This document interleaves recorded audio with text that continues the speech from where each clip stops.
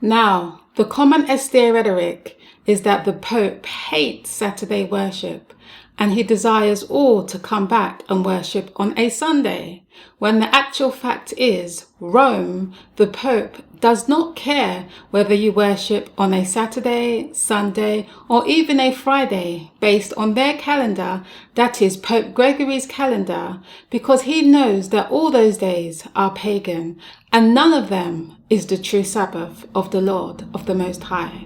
Now I'd like to play a clip where you see the Pope actually praising the Jews for keeping Saturday, and there are many clips like that where he honors the Jews for keeping Saturday. Se vive con el acelerador puesto desde la mañana hasta la noche. Y eso arruina la salud mental, la salud espiritual y la salud física. Más aún, arruina y destruye la familia y por lo tanto la sociedad. El séptimo día descansó. Lo que los judíos tenían y tienen, ¿no es cierto?, los observantes, como sagrado cumplir el Shabbat. El sábado se descansa, un día a la semana, al menos eso,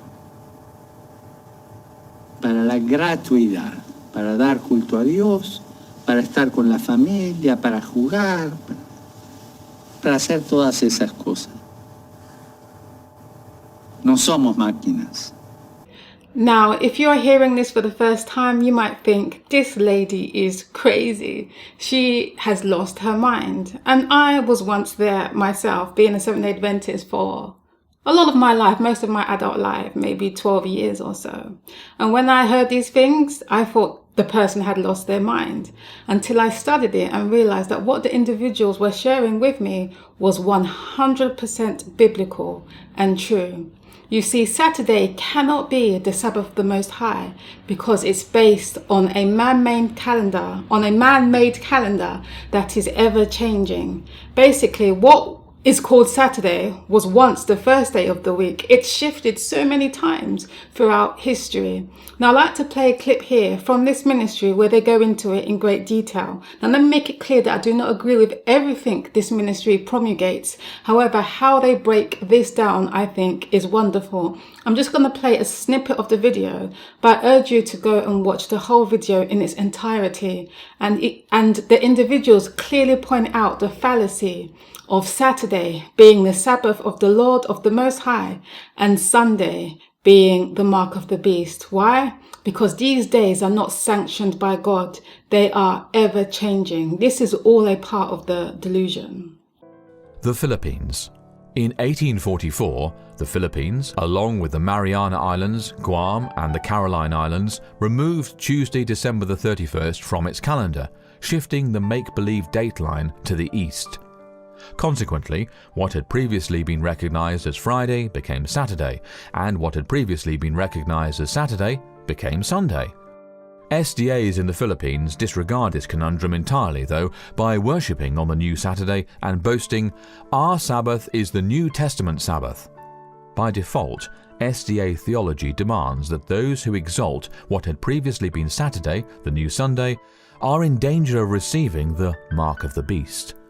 This is both illogical and inconsistent. How can an honest truth seeker continue to cling to the erroneous doctrine of a continuous weekly cycle in the face of such clear evidence to the contrary?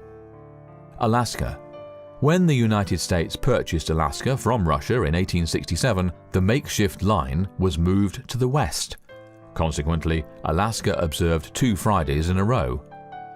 At the instigation of U.S. Secretary of State William Seward, the United States Senate approved the purchase of Alaska from Russia for $7,200,000 on April 9, 1867, and the United States flag was raised on October 18th of that same year, now called Alaska Day.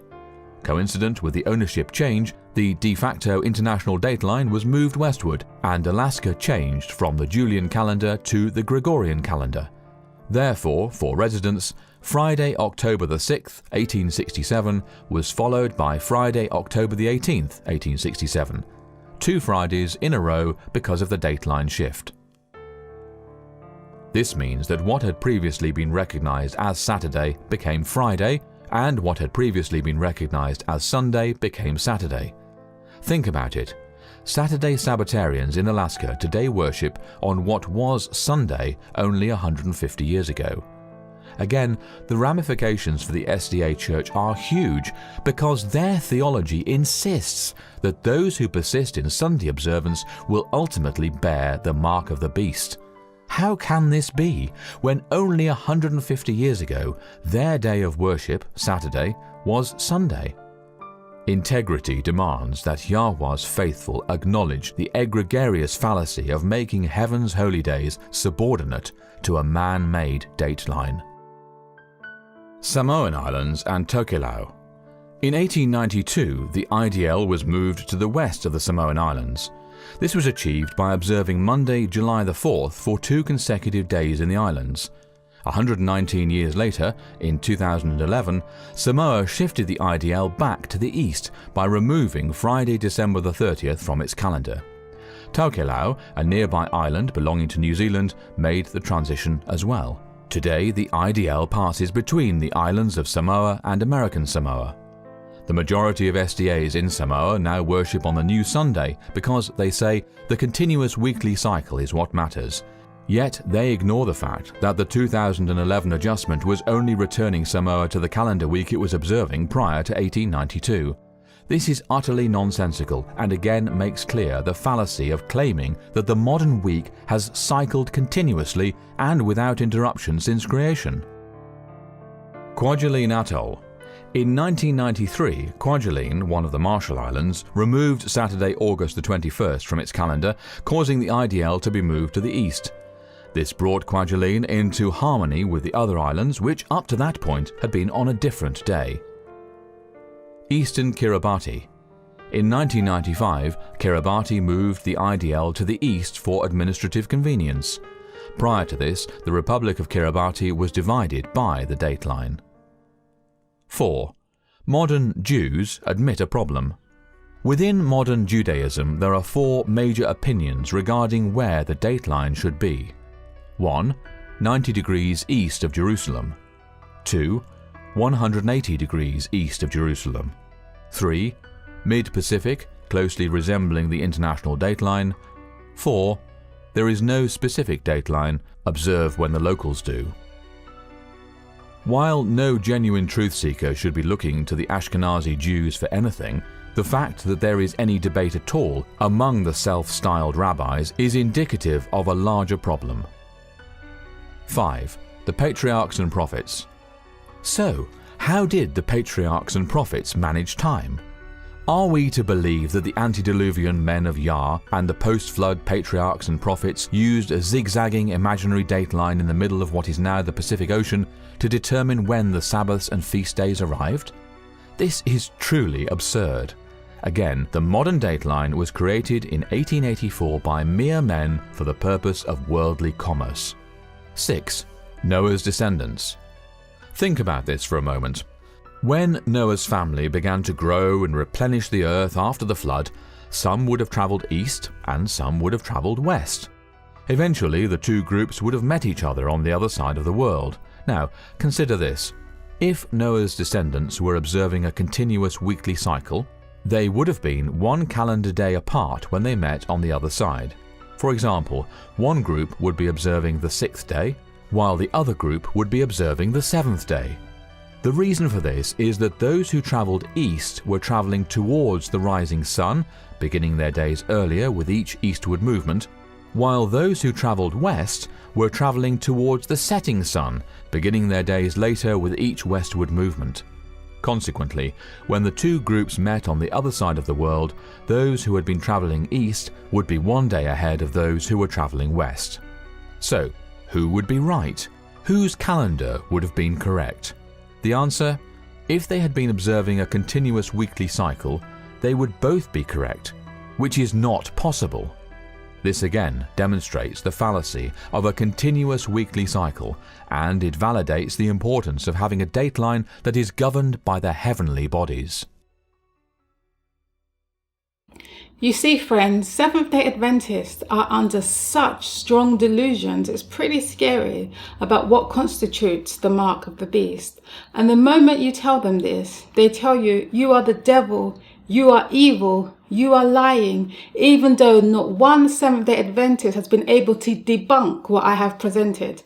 I even did a video, an open video, asking Seventh-day Adventists to clearly explain to me these points that don't make no sense regarding how Saturday can be the Sabbath of the Lord. Now, I urge you to watch the video if you haven't watched it, but not one Seventh-day Adventist minister has debunked any of the points that I have said. Many have tried by just trying to say the lunar Sabbath is fake, which is fine, that's their own opinion, but they have not been able to clearly debunk any of the points that I have said in that video. And the Bible clearly tells us we are to give an answer to every man, but none of them can do that. Why? Because they know what I'm saying is true, but they want to humble themselves and accept the word of God because it's at great stake. Their pride. You know, you have to come to God as a child, but none of them are willing to accept the challenge that I presented in that video.